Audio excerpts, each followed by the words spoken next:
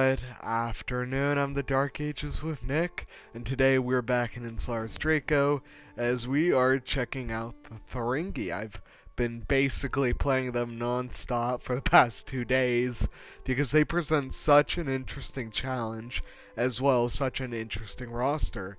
You can see the name Thuringos is thought to be derived from the ancestor tribe of the Hermunduri, thus meaning descendants of the Duri. The Thuringi established an empire in the late 5th century, which reached its territorial peak in the first half of the 6th, before it was conquered by the Franks in 531 to 532. Examination of Thuringian grave sites revealed cranial features, which suggest a strong presence of Hunnic women or slaves, perhaps indicating that many Thuringians took Hunnic wives or Hunnic slaves following the collapse of the Hun Empire.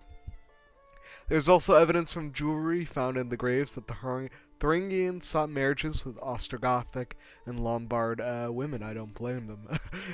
But after the conquest, the Thuringi were placed under Frankish dukes, but they rebelled and established themselves independently again by the late 7th century under Radulf.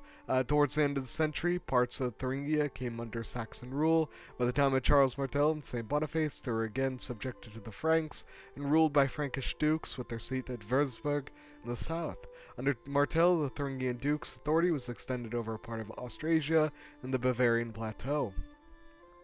The valleys of the Lahn, Main, and Neckar rivers were included. The Rab formed the southeastern border of Thuringia at the time. The Werra and Fulda valleys were within it, and also it reached as far as the Saxon plain in the north. Its central location, Germany beyond the Rhine, was the reason it became the point d'appui of Boniface's mission work. Thuringia had a separate identity as late as 785 to 86, with one of their leading men, Hadrad, leading an abortive insurrection against Charlemagne. But advantages: they have a good strategic power base in the mountains, good choices of archer and supporting cavalry, and that is not an understatement. Believe me, I'll go into detail on them. But unit roster lacks heavy infantry type units and surrounded by warlike and ambitious nations, that being the Alemanni. Because first, let's jump in. I'll explain the setup as well as the two branching, or more like the three branching paths your campaign will take. And it all begins at Campus Catalauni. You begin at the Battle of the Catalaunian Fields in the summer of 451 AD. And you will see it's pretty unique. If it didn't just zoom me all the way out over there. Oh, come on, let me find it. Oh, no. There we go. I had to find it, but we are one of the few barbarian factions involved in the battle on the side of the Huns. You can see we are led by the son of Attila Hun, Eluk Huna, and you can see we're facing off against Aetius, Theodoric, and King Merovage of the Salian Franks. However, this is where it branches off. Say, for example, if you lose the battle, the Thuringians must choose. Due to a combination of hubris and tactical ineptness, your Hunnic overlords have lost the all-important battle of the Catalaunian Fields. My Lord Kuning, your brave warriors have returned home from their great Haravan in Volaland as broken men, muttering of slaughter against our kinsmen so great our nation will never recover. A great feeling of resentment and anger rises among the Thuringians against our eastern oppressors. What shall we do? Do we remain in the Hunnic Confederation? Even doing so, we risk bringing our towns to rebellion. If so, choose to accept below. But should you wish to break off ties with the Horstlords, we will incur the wrath of Attila himself. If so, choose decline. If you accept, you'll have to face a rebellion. This rebellion will see a revolt in Thuringia, and as we expected, many amidst the Thuringians were dismayed that we chose to remain loyal to Attila after the disastrous Catalaunian Fields. They have caused great unrest in your towns and forts, and some rebels have even besieged the town of Giesmar. We must strike down those who doubt your right to rule. And the rebels will be led by Thorismund, and will have a decently sized army that will attack this little town right here. And if you choose to revolt against the Huns, you'll have to deal with this. You will restart by receiving a message from the Kagan, and our messengers have returned from the court of Attila with dire expected tidings. We incur the wrath of the Hunnic leader. We must expect fierce reprisals and possibly even open conflict with the Easterners. Secure our borders, garrison our towns, prepare for total war in our new homeland. At least some good news. In response to our newfound independence, the Romano-Gothic Frankish alliance has shown leniency. We're no longer considered enemies of the Empire.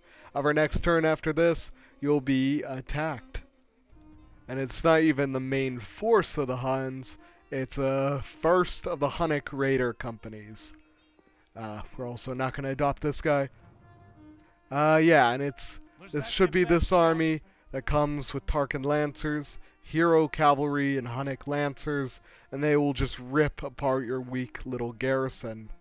So what happens if you fight the Battle of the Catalaunian Plains and you win? If you win, you'll get this, Gaul Ravaged.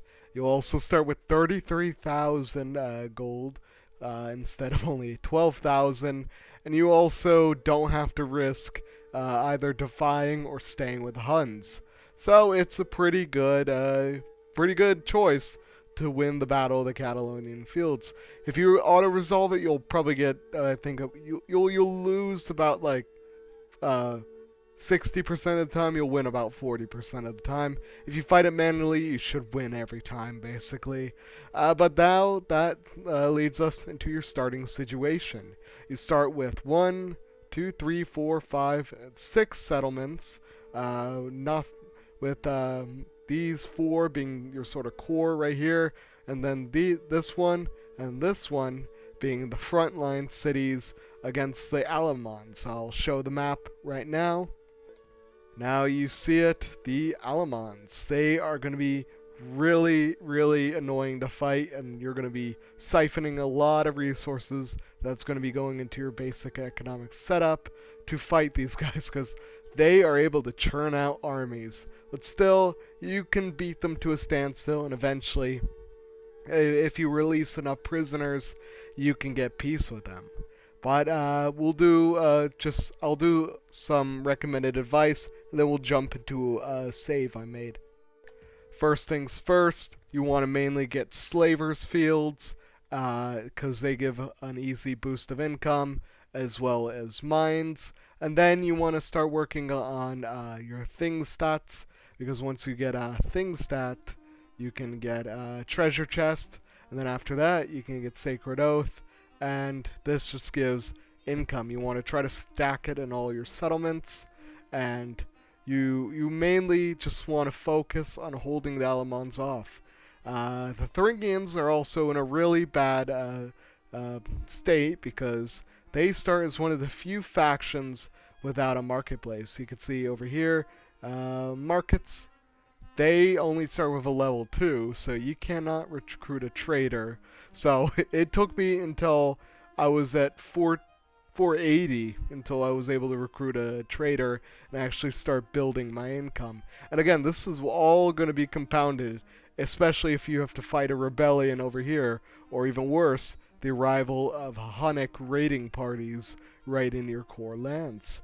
But why do I like this faction despite all this? Because they have access to Hunnic units. You can see even right here, you could start with recruitment of, hold on, this is the wrong settlement. It was also the wrong period, because you have to wait for Attila to die, and you'll get an event about an influx of Hunnic migrants. Once that happens, you can begin to recruit Hunnic cavalry, which are very, very good units, especially Hunnic horse archers and Hunnic lances, which complement your Nita, which are knights, which I think is not unique to the Thuringians. But the Thuringians, because of their proximity to the Hunnic Empire and their service under them, can get these really, really nice Hunnic units who can basically rip apart any other Germanic faction. Because to your north are the allied Saxons. They've been my bros all games, and like so far every Thuringian game I played, because I've had to restart a lot because of the Alamans or revolts or Hunnic raiding parties. But this is my best save. It's 488. I made peace with the Alamans. I'm after razing these two cities to the ground over and over, just to get an influx of cash. And now I've sort of just turtled up, and I'm beginning to build a pretty elite force. They the game warns you that you're not going to have access to good units for a while, and that is very, very true. I had to get this Hall of Heroes building, or the Bench of the Chosen, before I could even get normal heavy infantry, and these are not even really heavy infantry; they're medium tier. But again, we'll jump into the roster on the custom battle, and I'll show what an army should be looking like, because this is a little depleted. I was in full austerity mode, just building up my financial apparatus, because after a long war at the Alamans, I was very short on cash. But this is the Thuringian roster, plus some special units you could recruit. But this is what my armies were looking like. I had a general, of course, some retainers. I usually would just have 2 retainers or 2 generals, because I was really, really short on units. But I would have, let me find them. Spearmen, yes. I was just confused, because these guys who I spent all the money getting the building to recruit them are ranked lower than the spearmen. It also just shows how little actual, like, good swordsmen you're gonna be using. I then had some bow units as well. Then also this dart warfolk, because they're decent, even though they're 20 men less. And then the rest would just be cavalry. A lot of these East Germanic horse riders, because they're cheaper. Some Thuringian knights, and then the Hunnic units down here, being the Hunnic cavalry. Let me find them. Let me find them. And they're not here for some reason, so just pretend these horse archers, which I also use, but they're sort of outclassed by the Hunnic horse archers. Pretend this is pretend these are Hunnic horse archers. But this is basically what the kind of army I was operating with, because believe me, it's day 1 you gotta fight the Alamans, or day 1 you gotta fight the Alamans, Hunnic raiding parties, or rebels. It's a hard campaign, but it's definitely possible, and I was in the save I showed, I was playing very, very cautiously. But anyway, I'm the Dark Ages with Nick. Check out the Thuringians. I really like them, and they're a good challenge. But I'll see you guys next time.